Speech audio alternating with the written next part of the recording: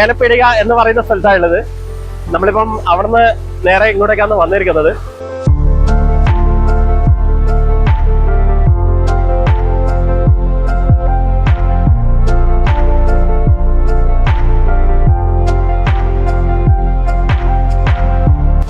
അപ്പോ ഇനി ഇവിടുന്ന് ഇതാണ് ഇവിടെയുള്ള കാഴ്ചകള്. അപ്പൊ എല്ലാവർക്കും ഇതില് എന്താ പറയാ വരുക. അപ്പൊ ഇനി ഇവിടുന്ന് നമ്മൾ നേരെ വിടുന്നത് വയനാട്ടിലേക്കാണ്. അപ്പൊ ഓക്കെ.